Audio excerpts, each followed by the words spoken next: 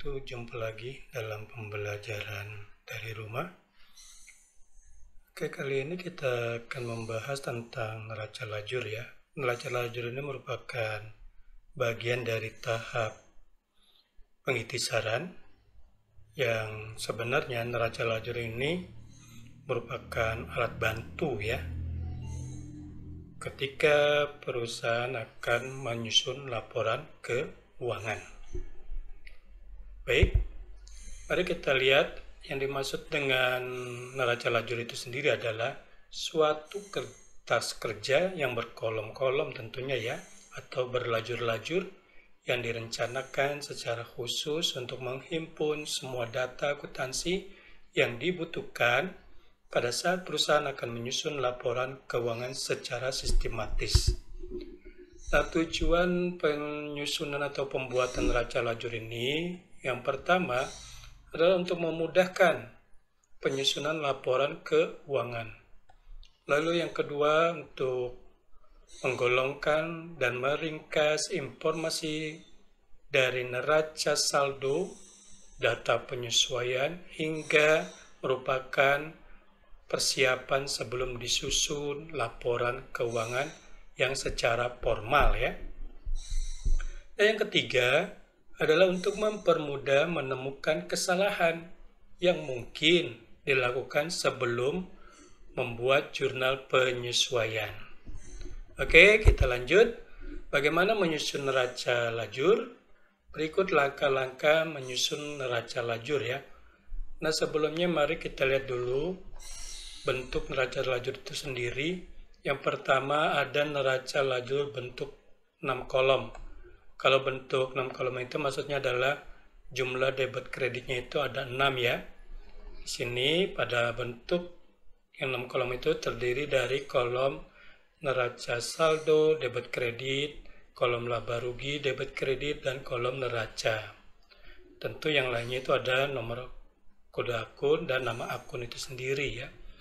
Sedangkan pada bentuk yang 8 kolom, ini terdiri kolom neraca saldo, kolom penyesuaian, kolom laba rugi, dan kolom neraca. Dan yang umum digunakan ya, ini bentuk yang 10 kolom. Nah, adapun lajur yang terdapat pada bentuk 10 kolom itu sendiri adalah yang pertama ada kolom neraca saldo yang debit kredit ya, lalu kolom penyesuaian debit kredit, kolom neraca saldo disesuaikan debit kredit, kolom laba rugi debit kredit, dan kolom neraca debit kredit. Yang tentunya juga sebelumnya ada kolom nomor kode akun dan nama akun itu sendiri ya. Mari perhatikan bagaimana cara pengisian neraca lajur bentuk 6 kolom dan 8 kolom serta 10 kolom ya. Pada neraca lajur ini harus dilengkapi informasi mengenai nama perusahaan ya, neraca lajur, dan periode pembuatan neraca lajur itu sendiri yang diletakkan di tengah-tengah bagian atas neraca lajur. Paling tidak ada di atas format kolom-kolom ini. Mari kita lihat yang pertama kolom nomor. Kalau pada kolom nomor ini nanti Anda bisa isikan ya, Anda bisa isikan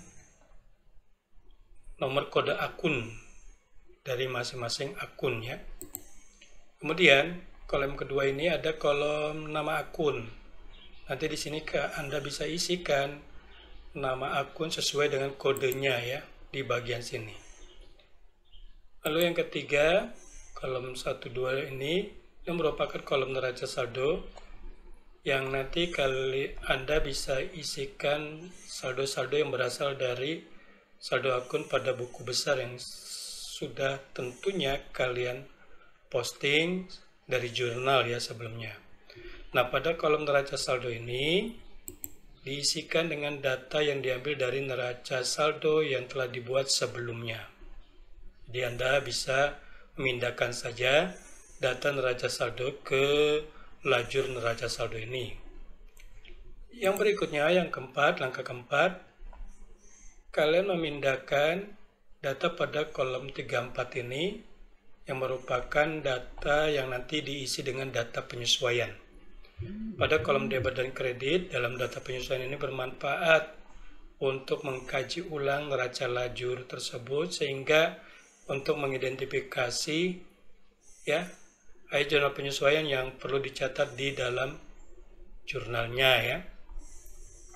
Nah, kalau menyesuaian ini ya nanti diisikan dengan data penyesuaian diambil dari jurnal penyesuaian yang telah dibuat sebelumnya. Tentu pada saat mengisi harus sesuai dengan akun yang di debit maupun yang di kredit ya. Nah, yang berikutnya langkah yang kelima, pada kolom 5 dan 6 ini merupakan kolom yang memuat neraca saldo yang telah disesuaikan.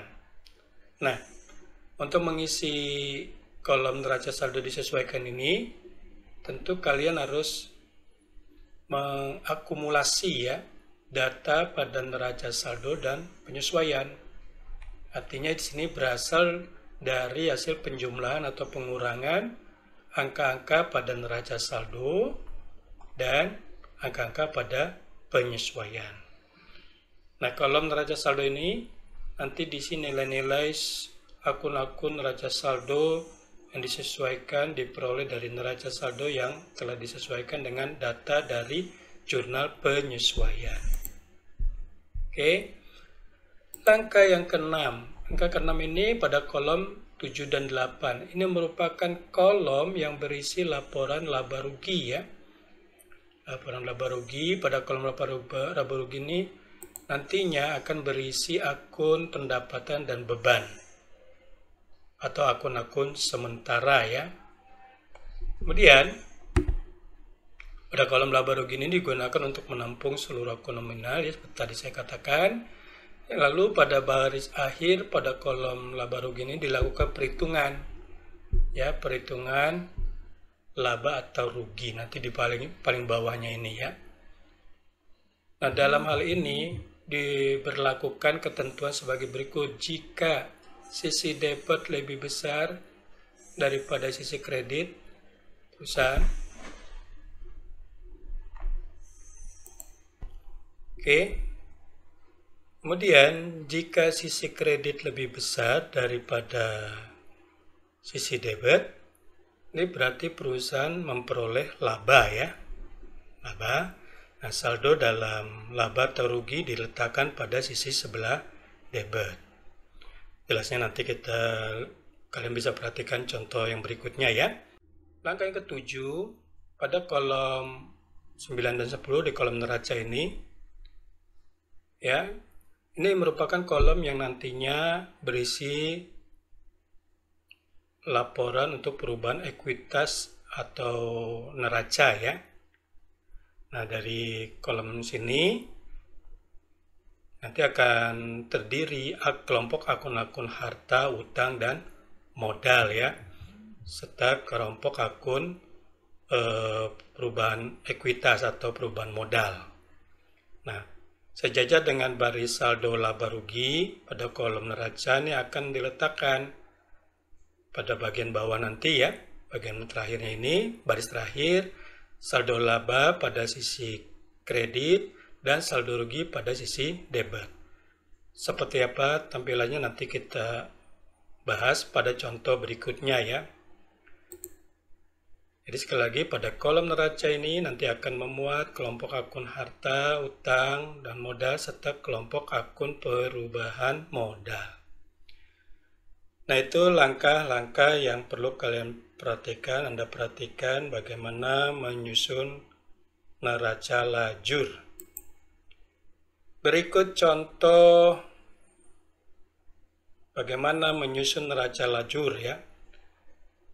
Nah, yang pertama, untuk langkah 1, 2, dan 3, tentu kalian mencatatkan kode akun ya, nama akun serta data neraca saldo ini ya.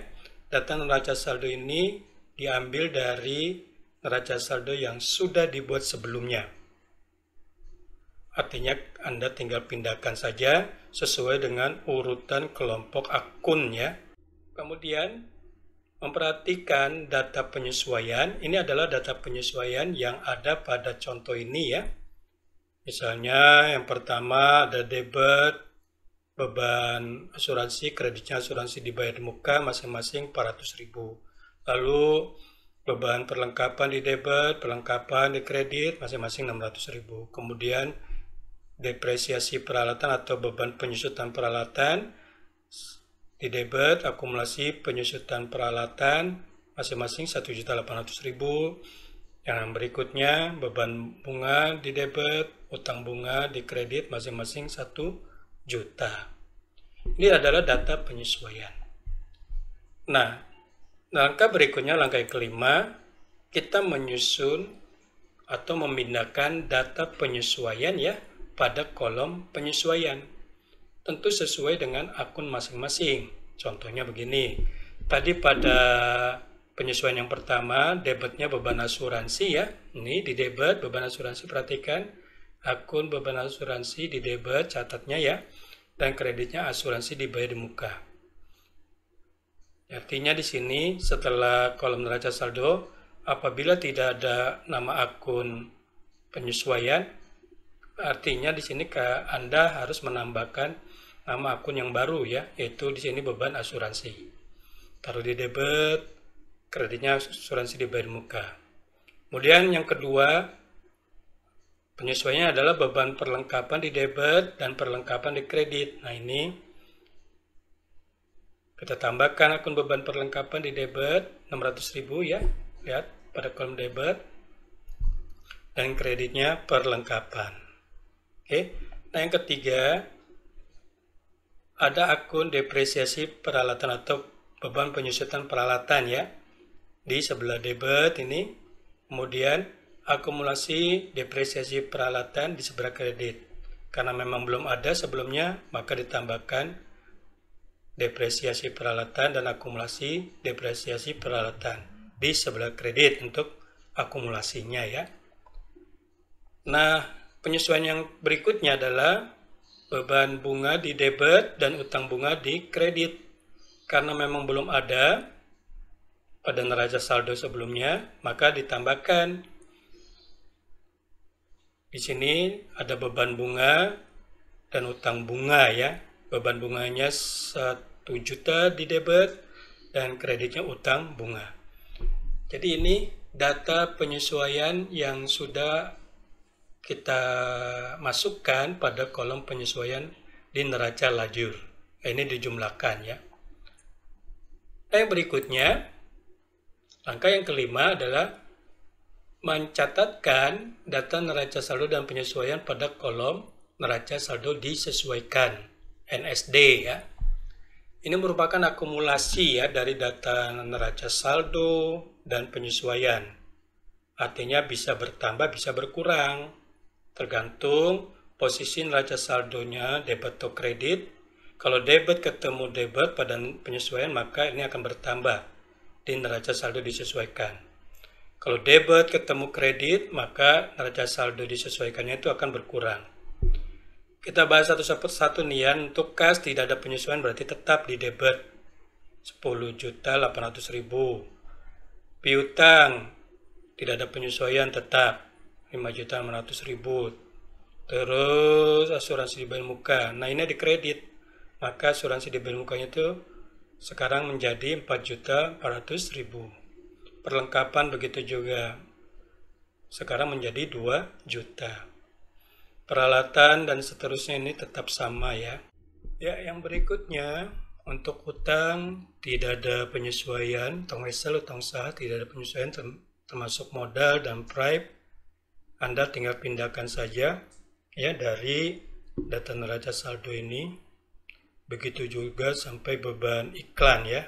Tidak ada penyesuaian berarti Anda tinggal pindahkan yang ada dari neraca saldo menjadi neraca saldo disesuaikan dengan jumlah dan posisi yang sama ya. Lalu berikutnya beban asuransi. Adanya di penyesuaian saja berarti catatkan di NSD-nya di sebelah debit. Beban perlengkapan 600.000, catatkan di NSD 600.000 sebelah debit yang sama ya. Depresiasi peralatan 1.800.000, catatan di sebelah debit. Akumulasi sebelah kredit, maka NSD-nya juga sebelah kredit. Beban utangnya di sebelah debit. Kemudian NSD-nya juga di sebelah debit 1 juta, utang bunganya 1 juta sebelah kredit, maka neraca saldo disesuaikan juga di sebelah kredit. Ini kemudian Anda jumlahkan, harus jumlahnya sama ya. Di sini 157.400.000. Debit dan kreditnya harus sama.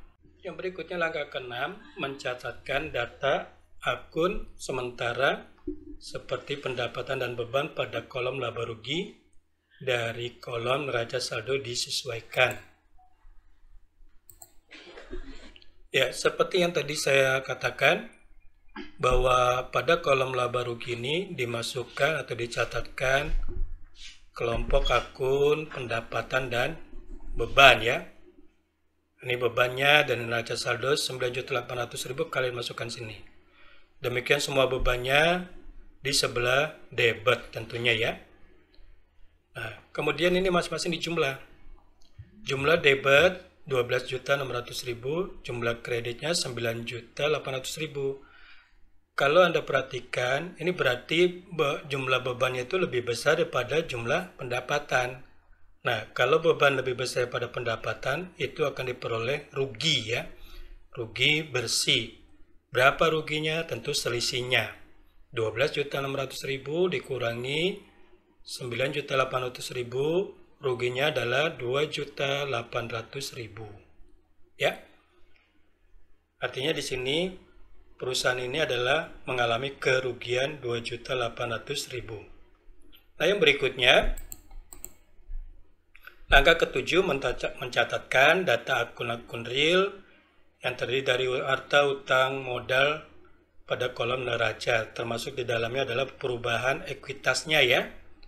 Nah, nanti selisih laba atau ruginya kalian catatkan sejajar dengan laba atau ruginya. Kalau tadi rugi berarti nanti saldo rugi itu akan ditempatkan di sebelah debit.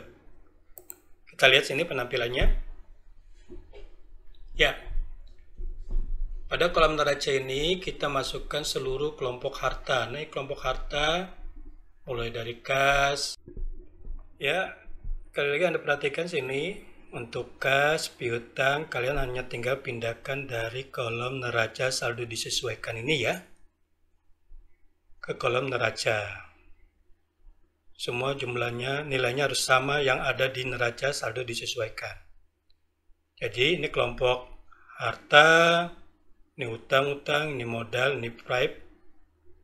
Lalu ada lagi di sini akumulasi penyusutan peralatan ya. Akumulasi penyusutan peralatan itu merupakan lawan dari peralatan atau unsur pengurangan dari peralatan ya. Ini masuk kelompok harta dia.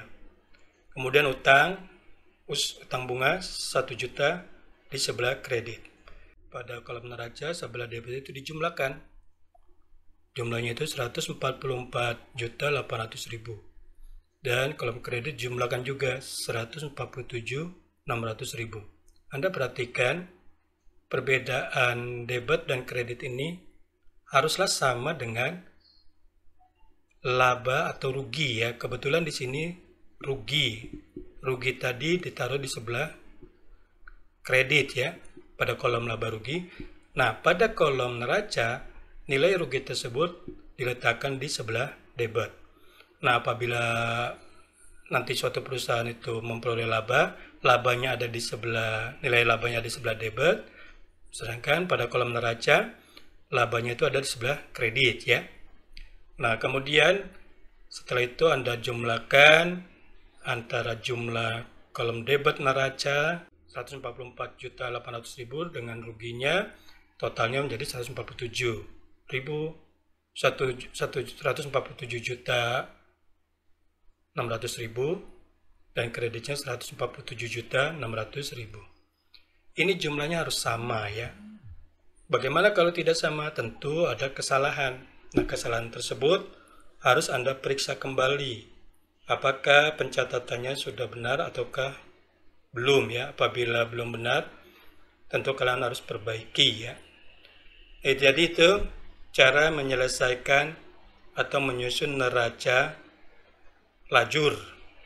Nah, dari neraca lajur yang sudah dibuat ini, nanti langkah berikutnya adalah Anda tinggal menyusun laporan keuangan dengan membuat neraca lajur ini menjadi terbantu ya, atau lebih mudah dalam penyusunan laporan keuangan.